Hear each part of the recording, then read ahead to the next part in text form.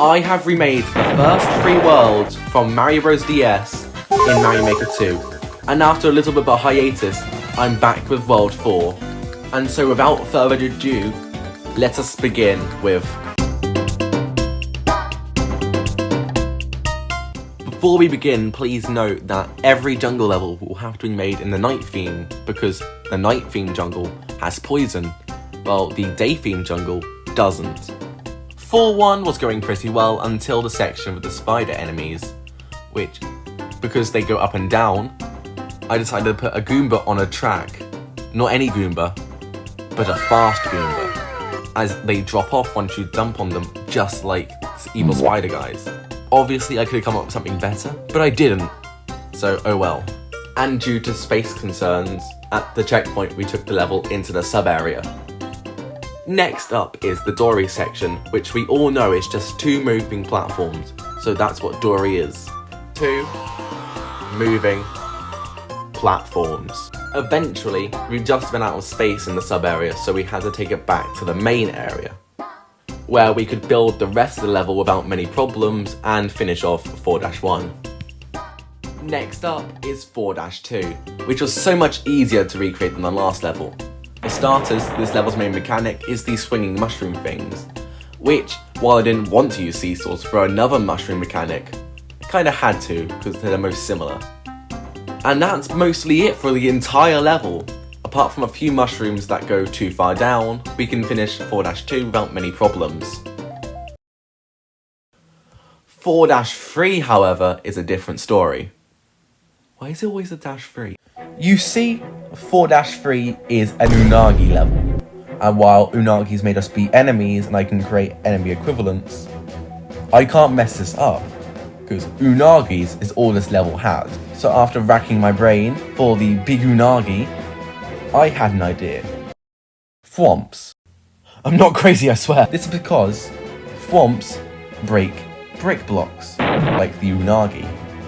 And while Thwomp may not go through things and do come back, because this level's an auto-scroller, the Thwomps go off screen, so they don't come back. Next up was the mini Unagis, which functioned completely different to the regular Unagi for some reason. So, after I built a trial and error, I came up with a solution with putting saws on rails. Yes, is there a better solution? Probably. After fitting in my new Unagi replacement, we ran out of space, so we fortunately have to close off the level a few blocks early and head back up to the overworld and finish off 4-3. Up next is 4-Tower, which starts with a section with these moving stone things, which don't exist in Mario Maker, so their closest equivalent, the moving platforms, had to do. Now this tower level is a level where lava in fact does go up. Wow! And there's also the return of the fences from World 3 Tower. Another thing that returns from another tower level are these big fat stone moving platforms, which I recreated like I did that level. At some point we do run into an issue where there's a moving stone platform that's only 2 blocks wide, but other than looking a bit dodgy, it's able to function. Eventually we make it past the checkpoint. Eventually we get to the section with the moving stone platforms that are only 2 blocks tall, and like the beginning section, these kinda need to be solid. So after a bit of trial and error, I decided to use sideways springs, because even though munchers don't boing you backwards, munchers kill you. Eventually we do run out of space, however it doesn't matter, because we have just managed to finish off the tower, which after building the boss fight, which is just a winged Bowser Jr., because this boss fight in the actual game is just a slightly hard Bowser Jr., we are able to finish off 4 Tower. Next up is 4-4, and I'm not kidding when I say this was by far the easiest level in any world to recreate.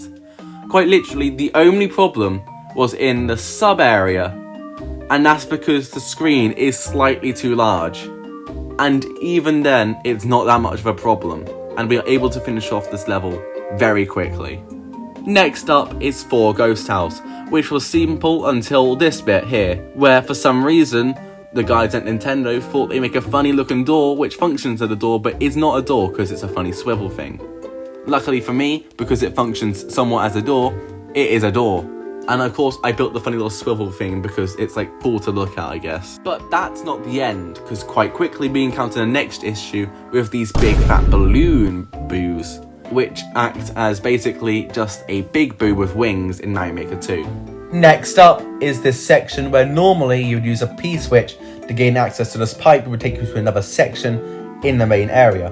But because I can't make pipes take you from an area into the main area into another part, I had to get creative, and because I need doors later on, I just made it like a brick barrier thing. And eventually, we discovered that the main area is too short to fit most of the level in. But luckily, using some creative decision making, we cut off the less important parts and managed to get into the sub area without much issue. Luckily for us, the sub area was actually quite easy to finish, and we could finish off 4 ghost towers without much issues. Next up was 4-5, which at the beginning of was quite easy to recreate since it was just blocks and bob-ombs. Until the section of the drawbridges, because drawbridges are just stupid. So what did I use instead? I could have made a funny contraption using hard blocks. I used moving platforms. Could I come up with something better? Yeah, but the only thing I could think of at the time was just seesaws that go up and down, and I've used seesaws way too many times for other mechanics, and I just wanted to do something new. Please let me do something new. However, that is the main issue for most of this level, as we are able to finish it off until we weren't, because halfway through we ran out of room in the sub area, and because the main area is forest theme, I had to build the rest of the level in the forest. And even though it had a bit of a dodgy end, 4-5 was easy to finish off. Next up was 4-6, which yet again has Dory in it, with Dory as the main mechanic this time, so prepare for a lot of nothing. The entire level was easy to recreate, even the secret area was actually able to add this time, and other than the checkpoint being in a weird place, 4-6 was actually pretty easy. Next up is 4A, which has a mechanic of swinging vines, which Mario Maker 2 doesn't have. It does have swinging claws, which I used instead. Another mechanic this level has returning from World 3 are these platforms that move when you step on them. So I used my World 3 solution of just rotating platforms. In typical fashion, we do run out of space and have to build into the sub area. But surprisingly, the rest of this level was very easy to finish, and 4A is over. And with that, we move on to 4 Castle. And unlike every other castle level, this one was actually easy to remake. Oh my god! We start off with this section with the swimming platform, which I could just use seesaws for because they basically function the same. And after having to make a slightly smaller vertical section in the middle, which isn't even that big to begin with, we do have to go into the sub area, but that's because the level normally goes into the sub area. And for the first time ever, a world castle was generally easy to recreate with nothing problematic happening in the sub area, which all leads us up to World 4's boss, the Big Goomba, which I just put Goombas on top of each other because in the end of the day, it's still a Goomba. And also, I'm not going to make a health bar. You cannot make me do that. And this functions as well, just not as good. But we're not done there. No, we've still got the world map to finish. After building the base route for the world map in both worlds, we do end up adding the levels, which for some reason we do run out of space because one of the sections has more levels than the maximum of 5. However, we can play around this by putting that spare level 4A into the first section rather than the second, and adding a bit of decoration, we are able to finish off World 4's world map, and with that, the entire of World 4. Thanks for watching. If you enjoyed this video, like and subscribe, give me your spoon, and get out of my house!